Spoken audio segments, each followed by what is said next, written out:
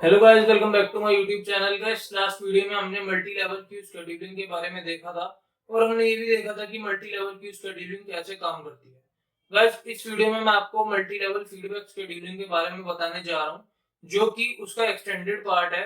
कैसे हम multi level feedback queue scheduling को काम में लेके आते हैं और कैसे ये फायदेमंद रहती है मल्टी लेवल फीडबैक शेड्यूलिंग के हिसाब से।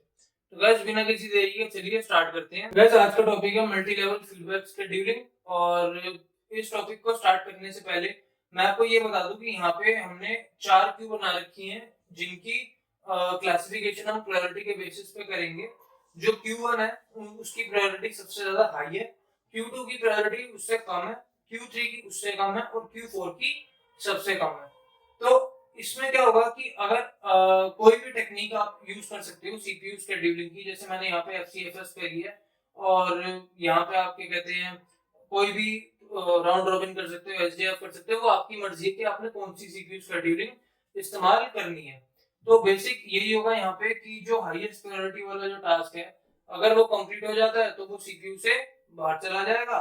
उसी हिसाब से यहाँ पे भी अगर टास्क कंप्लीट हो जाता है तो वो बाहर चला जाएगा और इन दोनों में भी सेम चीज चलेगी। अब ये काम कैसे करेगा? फॉर एग्जांपल, मान लो लास्ट वीडियो में हमने, अगर आपने देखी है, नहीं देखी तो मैं उसका लिंक डिस्क्रिप्शन में दे दूंगा, आप जाके देख सकते हैं। लास्ट वीडियो में हमने मल्टी लेवल क्यू शेड्यूलिंग के बारे में देखा था और हमने ये भी देखा था कि प्रीवियस जो हम सीपीयू शेड्यूलिंग करते थे उसमें सिर्फ एक ही रेडी क्यू होती थी, लेकिन जो मल्टी लेवल क्यू शेड्यूलिंग है उसमें हमने प्रोसेसेस को क्लासिफाई करके उसके हिसाब से अलग अलग रेडी क्यू बना रखी थी, जिसमें हम प्रोसेसेस को अलग अलग क्लासिफाई करके एग्जीक्यूट करवाते थे। लेकिन उसमें एक फंडा ये था कि कभी कभी क्या होता था कि प्रायोरिटी वाली जो प्रोसेसेस होती थी वो हमेशा एग्जीक्यूट हो जाती थी और जिनकी प्रायोरिटी सबसे कम होती थी वो हमेशा होल्ड स्टेज में रहती थी, यानी कि वो कभी एग्जीक्यूट ही नहीं हो पाती थी। अगर मान लो वो एग्जीक्यूट होती भी थी तो बीच में कोई प्रायोरिटी टास्क आ जाता था, जिसकी वजह से उनको वापस सीपीयू से रेडी क्यू में जाना पड़ता था। तो वही एक दिक्कत है जिसकी वजह से मल्टी लेवल फीडबैक शेड्यूलिंग का इंट्रोड्यूस हुआ। और आज की टॉपिक में अब फॉर एग्जांपल मान लो हमने 4 क्यू बना रखे हैं, ठीक है। 4 क्यू बनाने के बाद हम कोई भी, मान लो एक प्रोसेस है, मान लो यहाँ पे P1 एक प्रोसेस है जिसका जो क्या कहते हैं एग्जीक्यूशन टाइम है वो मान लो कि 10 यूनिट है। अब 10 यूनिट के हिसाब से फॉर एग्जांपल उसकी सबसे लोएस्ट प्रायोरिटी है, ठीक है। तो लोएस्ट प्रायोरिटी क्या होगी? ये चलो आपको ऐसे समझाता हूँ कि एक प्रोसेस P1 है, P10, ठीक है, वो हाईएस्ट प्रायोरिटी में आ गई। हाईएस्ट प्रायोरिटी यानी Q1 में आ गई। अब Q1 में आने के बाद वो पूरी तरीके से एग्जीक्यूट होके चली गई। अब जिसकी हाईएस्ट प्रायोरिटी है वो पहले एग्जीक्यूट होगी और एग्जीक्यूट होते ही वो सीपीयू से चली जाएगी। लेकिन अगर मान लो उसकी जो ये खत्म हो गई है और दूसरी प्रोसेस आ गई है Q2 में, जो कि हमारी मीडियम प्रायोरिटी पे है और जिसका टाइम क्वांटम 2 है। तो मान लो एक प्रोसेस P10 है जिसका जो Q2 में आई है प्रोसेस एग्जीक्यूट होने के लिए, टाइम क्वांटम 2 की वजह से यहाँ पे इसका क्या हो जाएगा, ये अगर मान लो प्रोसेस हुई एक बार में तो 10 में से 2 गए, कितने बचे? 8। तो इसका 8 यूनिट बचेगा। 8 यूनिट बचेगा, उसके बाद ये नीचे नहीं जाएगी, ये उसके ऊपर जाएगी। क्यों? क्योंकि Q1 की प्रायोरिटी काफी हाई है। अब प्रायोरिटी जिसकी हाई होगी उसको एग्जीक्यूशन सीपीयू पहले करेगा, ना कि जिसकी प्रायोरिटी कम होगी उसको एग्जीक्यूशन पहले करेगा। तो जिसकी प्रायोरिटी ज्यादा होगी सीपीयू उसको पहले प्रायोरिटी देगा, उसका प्रोसेस पहले एग्जीक्यूट करवाएगा।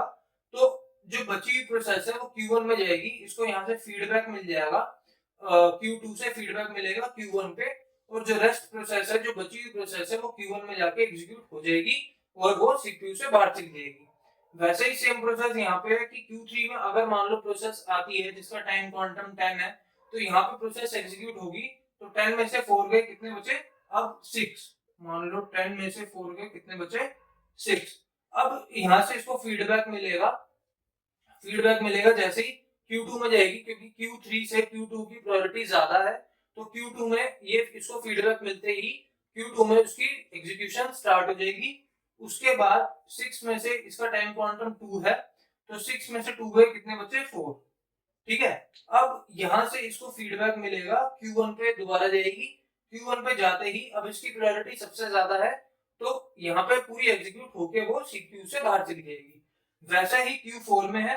अब मान लो Q4 में P1 है, मान लो मैं सबका एग्जांपल एक ही में दे रहा हूँ कि P1 प्रोसेस Q4 में आई जिसका टाइम क्वांटम 3 था, तो 10 यूनिट्स में से उसने 3 यूनिट्स एग्जीक्यूट हो गए, बचे हुए कितने 7 यूनिट्स। तो 7 यूनिट्स का फीडबैक उसको कहां जाएगा Q3 में।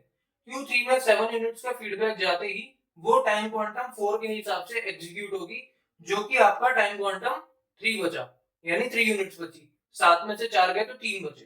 ठीक है, अब इसकी प्रायोरिटी इससे ज्यादा थी तो इसने फीडबैक इसको भेजा। अब ये फीडबैक यहां से एग्जीक्यूट होके Q2 पे जाएगा। Q2 पे जाते ही कितना बचा 3 यूनिट। अब 3 यूनिट यानी 2 यूनिट ही एग्जीक्यूट करेगी और 1 यूनिट अभी भी बच जाएगा, तो इसका फीडबैक चला जाएगा आपको Q1 में। तो Q1 में फीडबैक जाते ही वो एग्जीक्यूट हो जाएगी। तो इससे हमें क्या पता चलता है, इससे हमें ये पता चलता है कि पिछले यानी मल्टी लेवल क्यू शेड्यूलिंग को अगर हम देखें, उसमें क्या था कि जो जिसकी प्रायोरिटी सबसे कम थी वो हमेशा आइडियल स्टेज में रहता था, वो कभी एग्जीक्यूशन तक पहुंच ही नहीं पाता था, और अगर मुश्किल से वो एग्जीक्यूशन तक पहुंचता था तो बीच में प्रायोरिटी प्रोसेसेस आके उसका एग्जीक्यूशन रोक देते थे।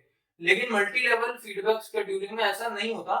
अगर मान लो आपका जो प्रायोरिटी वाला जो टास्क है वो कंप्लीट हो चुका है और कोई कम प्रायोरिटी वाला टास्क आता है, तो उसको फीडबैक ऊपर वाले मतलब क्या कहते हैं उससे ज्यादा प्रायोरिटी वाले क्यू में उसका फीडबैक दे देगा कि अगर आपके पास कोई एग्जीक्यूशन नहीं हो रही है तो इस प्रोसेस को आप एग्जीक्यूट कर दो। और अगर यहाँ से हो जाएगी तो इसको फीडबैक Q2 में चला जाएगा। Q2 के पास अगर टाइम होगा तो वो उसको एग्जीक्यूट कर देगा, यानी वो रेडी क्यू में आ जाएगी। उसके बाद फिर Q1 में भी सेम रेडी क्यू में आ जाएगी, तो वहां से एग्जीक्यूट होकर आपका प्रोसेस पूरा खत्म हो जाएगा। तो ये कंसेप्ट था मल्टी लेवल क्यू शेड्यूलिंग का, sorry multi level feedback scheduling का। तो अगर आपको ये वीडियो अच्छी लगी तो प्लीज इस वीडियो को लाइक करें, और बाकी आगे आने वाली वीडियोस में हम काफी सारे इंटरेस्टिंग टॉपिक डिस्कस करने वाले हैं ऑपरेटिंग सिस्टम के। तो उसके लिए आप मेरे चैनल को सब्सक्राइब करें, बेल नोटिफिकेशन दबाना ना भूलें for latest video updates. So guys अभी के लिए इतना ही, मिलते हैं नेक्स्ट वीडियो में। Till then I will see you next time.